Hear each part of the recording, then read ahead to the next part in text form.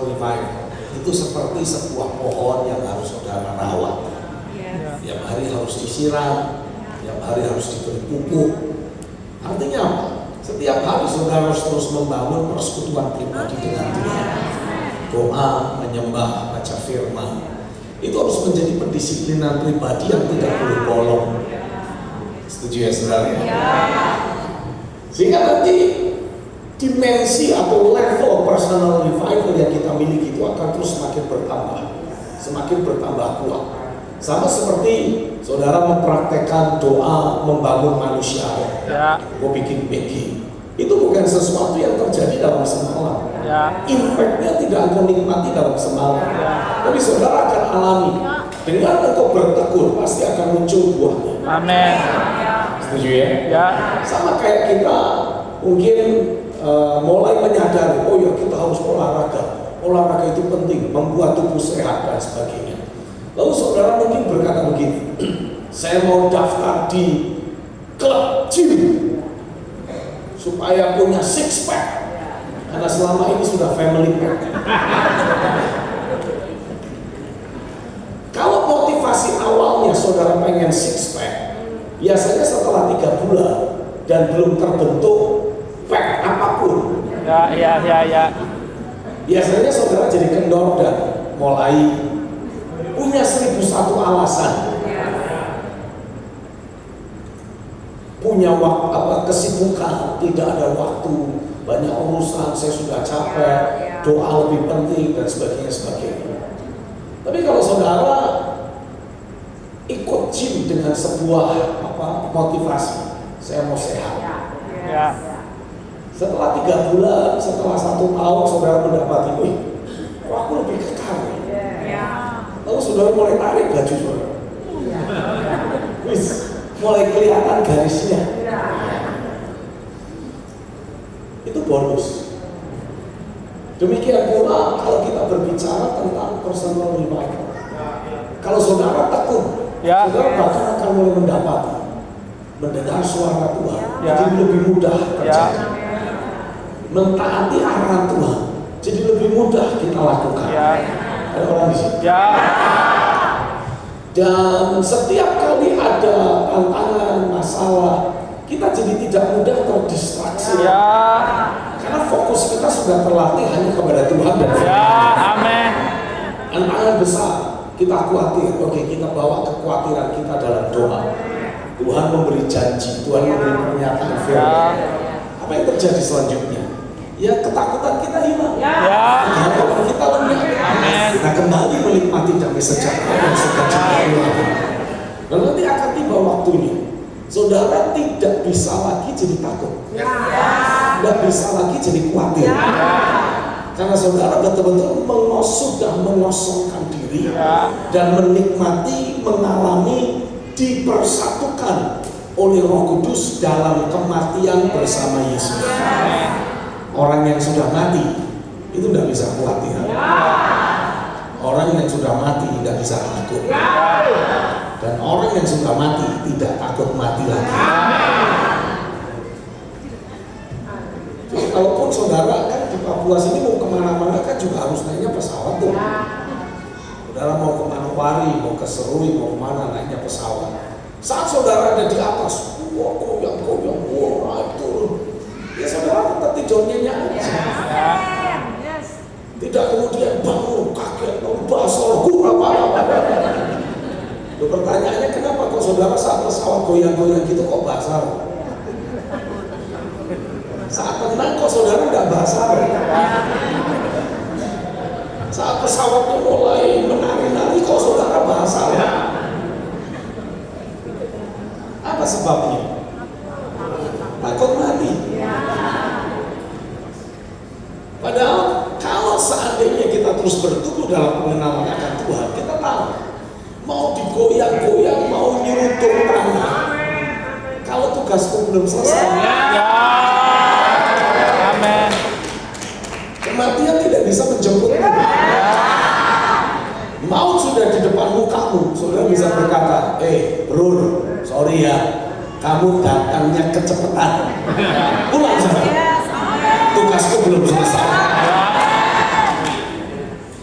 terjadi atas Paulus. Paulus itu pernah dilempari batu oleh orang-orang Yahudi. Dan asal saudara tahu, orang Yahudi selalu punya banyak persediaan batu. Jadi kalau orang yang dilempari belum mati, mereka tidak berhenti. Jadi kalau Alkitab menuliskan Paulus dilempari batu dan ditinggal pergi orang-orang Yahudi, itu udah mati. Pasti sudah dibuktikan mati. Tapi Alkitab cerita, ketika murid-murid Paulus mendekati, Paulus waktu bangun. Tidak ditulis di Alkitab, saat bangun, Paulus merintih, aduh, tolong, sakit, nggak ada gitu. Alkitab cerita, Paulus bangun, dia bersihkan debu-debu yang ada, dan kemudian dihantarkan di ruang ICU. No. Nggak ada. Bangun, dibersihin, lanjut pelayanan lagi. Mantap. Bahkan nggak sampai dipapa-papa, nggak dibopong-bopong. Kenapa bisa begitu? Kuasa kebangkitan Kristus. Ya. Mau tidak lagi berkuasa. Ya. Atas orang yang membawa kuasa kebangkitan. Amin. Itu di perjanjian baru, bahkan di perjanjian lama. Kalau sudah belajar dalam Alkitab, Musa itu juga nggak bisa mati. Alkitab jelas menulis Musa mati sesuai dengan firman Tuhan. Jadi yang membunuh Musa itu bukan penyakit. Yang membunuh Musa, yang membuat Musa mati itu bukan usia tua, tapi firman Tuhan. Firman yang memberi dia kehidupan. Sampai mukanya bercahaya satu adalah firman yang sama yang membawa Musa pulang. Harusnya bilang harusnya. Kalau kita terus belajar hidup hanya dari firman, karena kita terus menegaskan manusia hidup bukan dari Roti saja, tapi dari setiap firman. Kalau saudara terus melatih dirimu hidup hanya dari firman, maka hanya firman juga yang membolehkan. Amin.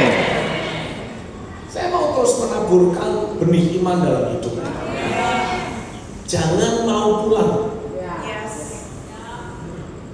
lewat penyakit, lewat kecelakaan, dan jangan pernah mau pulang sebelum kau tahu tugasmu selesai. Dan kalau tugas sudah selesai, harusnya kau tahu. Tidak ada yang tiba-tiba dikeluarkan SK memutus hubungan kerja, tidak ada. Kecuali saudara kurang ajar, lalu melakukan kesalahan besar. Sebelum waktunya, dari surga udah dikirim fax SK pemberhentian. Matilah. Yang saudara belum pernah.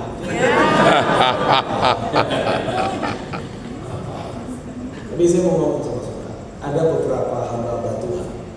Kalau saya sebut nama, mungkin saudara pasti tahu. Tapi orang-orang tersebut sebetulnya dari perspektif saya, mereka meninggal sebelum waktunya. Ada sesuatu yang menciderai tubuh Kristus yang membuat Tuhan harus mempercepat kepulangan mereka. Karena kalau dilanjutkan akan menciptakan kerusakan yang lebih besar. Jadi tolong doakan saya. Amin. Saya tetap on the track. Sesuai dengan job desk saya terus bekerja sesuai dengan job description yang Tuhan beri.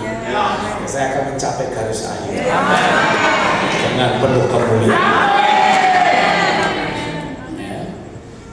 Musa terpaksa harus ditarik Tuhan pulang, karena ketika Tuhan suruh dia berkata-kata kepada gunung batu, saking marahnya dia pukul gunung batu. Ayat keluar, mujizat tetap terjadi. Tapi Tuhan bilang, engkau salah merepresentasikan aku. Pulang. You tidak usah masuk tanah perjanjian. Pulang. Anyway, tugas Tuhan adalah tugas Tuhan untuk Musa adalah membawa Israel keluar dari Mesir. Masuk tanah perjanjian itu permintaan Musa sebagai bonus. Tapi karena Musa sempat tidak taat, Tuhan bilang, tugasmu selesai, well done, bagus. Tapi Tapi sorry, bonusnya nggak turun. Karena pelanggaran bonusnya nggak turun. Ulang. Jadi firman Tuhanlah yang membuat Musa mati. Ya. Bukan kecelakaan, bukan sakit penyakit, Ya. bukan juga usia tua. Ya. Tapi karena tugas sudah selesai. Dan kalau kita tahu tugas kita selesai, kita nggak akan pernah merasa takut. Ya. Bahkan kita sudah bisa memberitahu orang lain, tugasku sudah selesai. Saya tinggal tunggu jemputan. Kan saudara dipanggilnya mempelai wanita. Ya. Betul ya? Mempelai wanita Kristus. Buat saudara yang sudah pernah menikah, pasti bisa mengingat pada waktu hari pernikahan, kan selalu mempelai pria datang dari rumahnya menjemput mempelai wanita, kan gitu? Ya. Betul ya? Nah, saat mempelai pria akan menjemput mempelai wanita, kira-kira mempelai wanita itu udah dikasih tahu dulu belum? Sudah. Udah tahu belum? Sudah. Atau jangan-jangan mempelai pria datang, ini mempelai wanita masih roll-rollan, rambutnya masih acak-acakan, penuh dengan roll, masih pakainya daster, belum berhias mukanya, belum digambar apapun. Saya tanya sama saudara, itu mempelai wanita tahu nggak kalau akan dijemput? Tahu. Jadi udah bikin persiapan toh? Ya. Ya. Dan harusnya itu menjadi moment of glory. Ya. Iya. Bukan moment of sorrow, bukan waktu sedih, tapi waktu Ya. sukacita. Amin. Karena itu momen penuh kemuliaan. Ya. Amin. Jadi gimana dong? Ya enggak gimana-gimana. Kalau memang tugasmu udah selesai, lu akan dikasih tahu sama Tuhan. Ya. Tugasmu udah selesai ya. Siap-siap ya. Bentar lagi aku jemput.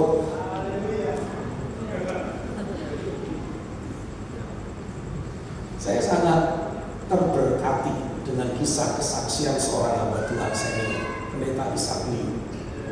Kalau saya tidak salah, beliau pulang dijemput Tuhan umur 98. Nggak ada penyakit, nggak ada, ya pokoknya nggak ada masalah sakit penyakit. Waktu itu pagi hari, dia biasa dibacakan ayat-ayat firman karena matanya udah nggak bisa lihat. Dia dibacain ayat-ayat firman oleh pengerjanya. Saat pengerjanya membacakan ayat firman, Om Ishak Liu, pendiri dari gereja Pantai Kosta Pusat Surabaya, PPS. itu memberi kode, tunggu, diam dulu. Itu sampai di luar, banyak sekali orang pada datang. Bajunya putih-putih semua lagi. Siapa itu? Kamu dari siapa? Pengerjanya bingung. Ya, nggak ada siapa-siapa Om. Oh ya sudah, dibacain lebih lagi ayat firman. Lalu Om Ishak ini kayak orang ngantuk aja. Udah selesai. Pulang dia. Karena kereta jemputannya udah datang. Ya. Luar biasa. Harusnya bilang harus. Harusnya Tidak ada lagi ketakutan tidak ada lagi ketakutan. terhadap kematian. Tidak kematian. Orang yang sudah mati bersama Kristus tidak lagi takut mati. Orang yang sudah mati benar tidak lagi takut mati. Manusia ditetapkan untuk mati satu kali saja. Dan kalau saudara sudah mati bersama Kristus, artinya sudah menggenapi yang satu kali itu. Belajarlah hidup dari firman. Amin. Sehingga hanya firman yang bisa Ya. Amin. Yesus, kalau saudara baca dalam Alkitab, dia digantung di atas kayu salib. Itu dari kira-kira jam 9 pagi sampai kira-kira jam 3 sore. Nggak bisa mati. Padahal dia sudah dicambukin. Itu darah sudah mengalir deras. Harusnya dalam kurun waktu 6 jam dia harusnya mati sendiri karena kehabisan darah. Tapi walaupun kalau saudara baca di Alkitab, ketika Yesus berkata, Bapa, ke dalam tanganmu aku serahkan nyawaku, lalu dia mati. Lalu ada prajurit yang menombak lambungnya. Yang keluar apa? Darah dan Air. Artinya apa? Artinya kondisi darah atau jumlah darah dalam tubuh Yesus yang harusnya bisa mengalirkan kehidupan itu sudah habis, sehingga airnya keluar. Darah itu cuma sisa-sisa, sisanya air aja keluar. Dari situ kita bisa belajar. Bahkan orang yang sudah habis darah masih bisa terus hidup. Amin. Yesus. Loh, bukankah saudara harusnya dibawa jadi serupa dengan Yesus? Haleluya. Jadi kita hidup bukan lagi dari apa yang manusiawi, tapi kita hidup dari firman Yesus. Balik lagi ke Daniel, Sadrak, Mesak, Abednego. Saat Sadrak, Mesak, Abednego dibuang ke dapur api, kita sama-sama belajar dalam pelajaran fisika.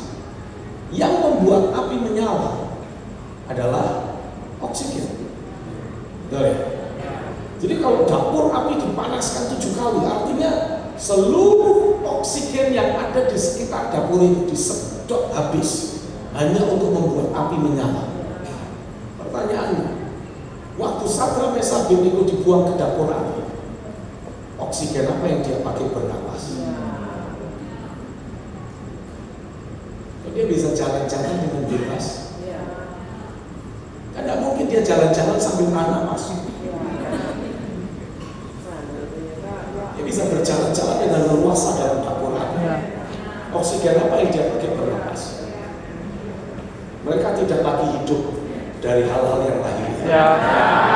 Hidup dari apa yang Tuhan katakan. Latih dirimu, kembangkan kapasitasmu untuk terus hidup hanya dari apa yang Tuhan katakan. Amin. Amin. Itu kira-kira. Thank you, Dan. Mengingat waktu, karena setelah ini kita akan